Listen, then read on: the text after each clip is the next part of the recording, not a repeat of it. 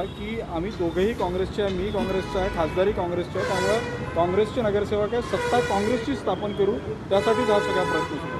मला मान्य आहे विजूभाऊ वडेट्टीवार हे काँग्रेसचेच आहे, मी देखील काँग्रेसचीच आहे, पण विजूभाऊ वडेट्टीवार हे अख्ख्या महाराष्ट्राचे नेते आहे. फक्त माझ्या लोकसभेपुरते किंवा चंद्रपूर जिल्ह्यापुरते मर्यादित नाही, त्यांचं काम फार मोठं आहे. म्हणून माझी त्यांना देखील विनंती आहे की त्यांनी अख्ख्या महाराष्ट्राकडे लक्ष दिलं पाहिजे. महाराष्ट्रात इतरही ठिकाणी महापालिकेच्या निवडणुका झाल्या, त्या ठिकाणी त्यांनी लक्ष द्यायला पाहिजे होते. फक्त माझ्याच मतदारसंघात किंवा आमच्या जिल्ह्यापुरतेच ते मर्यादित नाही.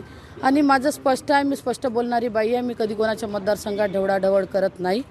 त्यांच्याही मतदारसंघात मी कधी साधा पाय देखील ठेवत नाही. म्हणून माझा मतदारसंघ आहे. मी निवडून आणलेले म्हणजे सगळ्या उमेदवारांना मी AB फॉर्म दिले, निवडून आणले. जवळपास महिनाभर मी त्या ठिकाणी मेहनत घेतली आणि वेळेवरती येऊन कोणी जर का अशा पद्धतीचं कृत्य करत असेल तर हे पक्षासाठी देखील हानिकारक आहे. म्हणजे यांनी केलेलं वक्तव्य थेट तुम्ही ढवळाढवळ करण्याचा आरोप त्यांनी केलेला आहे चंद्रपूरमध्ये. तुम्ही नेते आहात. असं आहे, गेली 25 वर्ष मी तो जिल्हा सांभाळतोय. प्रतिभा दानोरकर 6 वर्षापूर्वी पक्षात आले आहेत. तिथे असलेले जुने जाणते कार्यकर्ते ज्याने पक्ष सांभाळले गेले अनेक वर्ष, ज्यांच्या भरोश्यावर पक्ष वाढतो आहे आणि शिल्लक आहे, अशा लोकांना बाजूला सारून पक्ष पुढे जाईल का, हा खरा प्रश्न आहे. आणि या सगळ्यांसाठी गेली 20 वर्ष पक्षाची स्थिती कमकुवत असताना भक्कमपणे पक्षाला मजबूत करण्याचं काम त्या ठिकाणी मी केलेलं आहे. हे महाराष्ट्रातील आणि जिल्ह्यातील सर्व जनतेला ठाऊक आहे. अलीकडे झालेल्या नगर परिषदेमध्ये मी जीव ओतून काम केलं.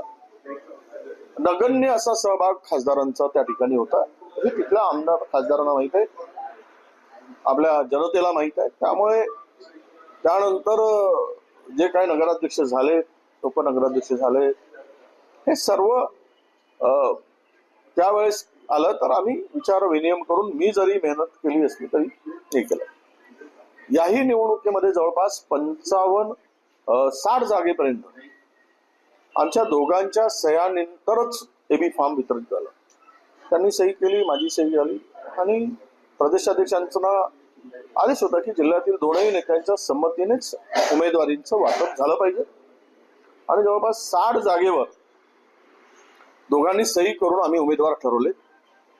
6 जागेमध्ये ज्यावेळेस प्रश्न आला त्यावेळेस वसंतराव पुरकेजी त्यांच्याकडे गेलेत आणि त्यांनी फार तांडव करून माझ्या जवळच्या जे शिवानीताई बरोबर लोकसभेच्या उमेदवारीसाठी गेले त्यांच्या तिकिटासाठी त्यांनी प्रचंड आग्रह धरला, त्यांचे तिकीट कापायसाठी, आणि ते सक्सेस झालं.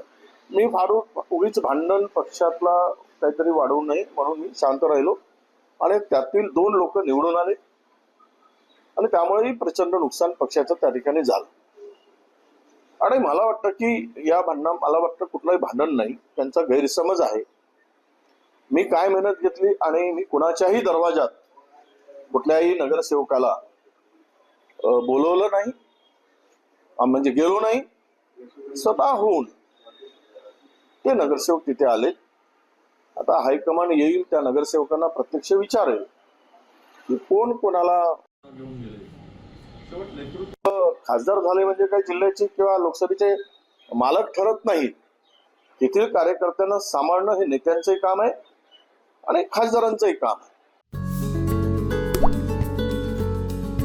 आता जोकासू STP या अत्याधुनिक जॅपनीज तंत्रज्ञानाने सुसज्ज, quick installation, energy efficient, noiseless blowers, low maintenance या आणि अशा वैशिष्ट्यांनी परिपूर्ण जोकासू STP तंत्रज्ञान प्रकल्प उभारणीपासून ते विक्री पश्चात समाधानकारक सेवा देणारी, भारताबरोबरच परदेशात देखील प्रकल्पांची यशस्वी उभारणी करणारी company Deccan water treatment private limited.